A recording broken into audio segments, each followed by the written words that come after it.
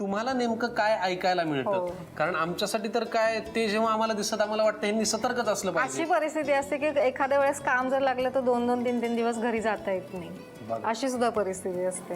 बर, मग हे आता ठीक आहे, आता मुलं मोठी झाली आहेत, तुम्हाला कोणीतरी सोबत आहे, गप्पा मारायला आहे, पण मुलं जेव्हा लहान होती तेव्हा मग काय करायचं तुम्ही? मग त्याच्यामुळे तर मग आम्हाला सगळी स्वतःची कामं स्वतः करायची सवय, अगदी सगळी बाहेरची कामं सुद्धा मीच करते. म्हणजे काय आणायचं हे करायचं. पण मिस्टरांचं काम म्हणाल तर फक्त नोकरीला जाणे आणि घरी येणे आणि सकाळी उठून पुन्हा हा, म्हणजे बिलं भरणे, ते पण जर कोणाचं लग्न असेल तर ते आपण फॅमिली कडून अटेंड करणे, हे सगळं तुम्हाला करायला. मुलं लहान होती तेव्हा मलाच हे करायला लागायचं, पण आता असं उलट झालं. आता थोडंसं ते पण थोडं अतिक्रमण म्हणून एक पोलीस डिपार्टमेंटचं हे आहे, त्याच्यामध्ये असल्यामुळे त्यांना आता थोडं ऑफिस टाइम ड्युटी असते, त्याच्यामुळे वेळ मिळतो त्यांना मग बिलं वगैरे भरायला. ठीक आहे, पण मी विचारायचा उद्देश हा होता की नाण्याच्या दोन बाजू असतात. आपण बोलताना कमेंट करताना फार विचार करून बोललं पाहिजे, बरोबर? विचार करूनच बोललं पाहिजे. पुढे काय लागणार आहे? पुढे याच्यामध्ये आता कढीपत्ता आणि मिरची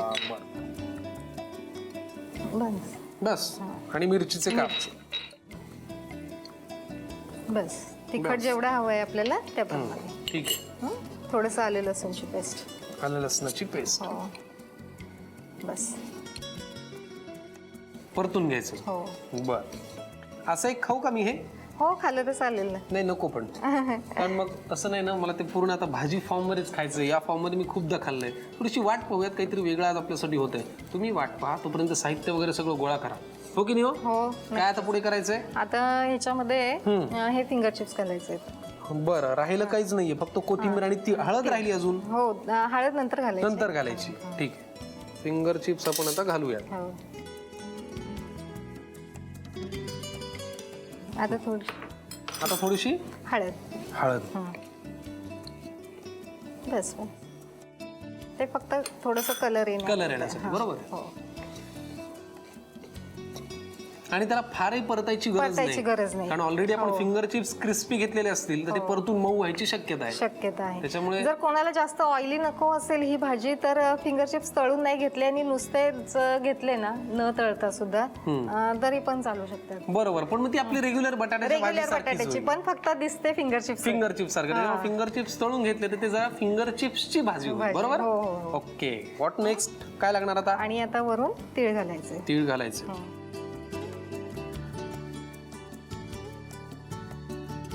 तीळ घाला अजून. तीळ लागतील अजून पुरे. हो, आणि आता वरून थोडंसं मीठ चवीपुरता. मीठ आपल्याला फारच बेताने घालायला लागेल, कारण फिंगर चिप्स तळून घेताना आपण मीठ ऑलरेडी तळल्यानंतर घातलंय. आता राहिली फक्त कोथिंबीर. त्याच्याने असं छान सजवलं, गार्निश केलं की आपली फिंगर चिप्सची भाजी तयार, बरोबर. क्या बात आहे. हे झालेलं आहे, वरून कोथिंबीर घालायची. ही भाजी तुम्ही नुसतीही खाऊ शकता, सॉस बरोबरही खाऊ शकता, पोळी बरोबरही खाऊ शकता. वाह, क्या बात है. झाकण ठेवायची गरज नाही ना? नाही, झाली ही भाजी, झालीच. फिंगर चिप्सची भाजी अशी झालीच. बघता बघता, गप्पा मारता मारता गॅस बंद करूयात. सफरचंदाचे काप नीट परतल्यानंतर त्यामध्ये दालचिनी पूड आणि मध घालून पुन्हा नीट परतून घ्यावं. बटर लावलेल्या ब्रेडवर सफरचंदाचे तुकडे, बदामाचे तुकडे, टुटी फ्रुटी, डार्क चॉकलेट आणि मीठ घालून दुसरा ब्रेडचा तुकडा त्यावर ठेवून वरच्या बाजूला बटर लावून घ्यावं. एका बाउलमध्ये स्ट्रॉबेरी सिरप आणि क्रीम घालून सॉस तयार करून घ्यावा. तयार सँडविच पॅन मध्ये बटरवर ग्रिल करून घ्यावं आणि स्ट्रॉबेरी सॉस बरोबर सर्व्ह करावं.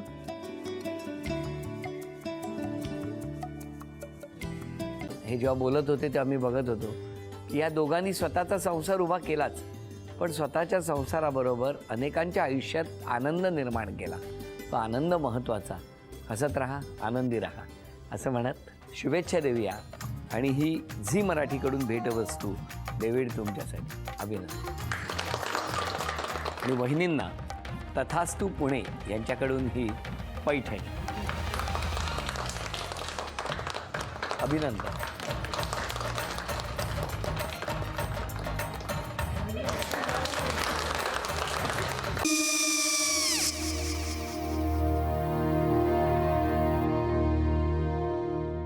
काय गो? काय झालं? काय झालं? काय आले, मी निकाल लावून आली. हो, पण तिची आईच काय बोलली?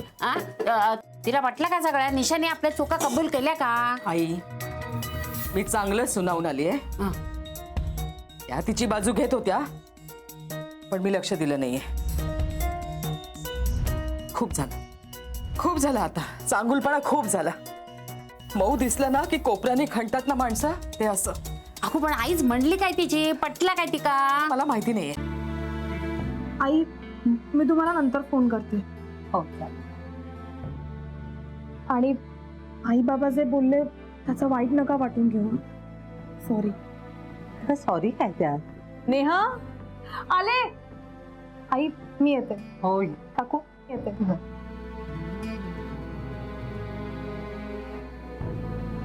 सावकाश जाग. हो हो. मग काय काकू, कधी उडवता लग्नाचा बार? बघूया.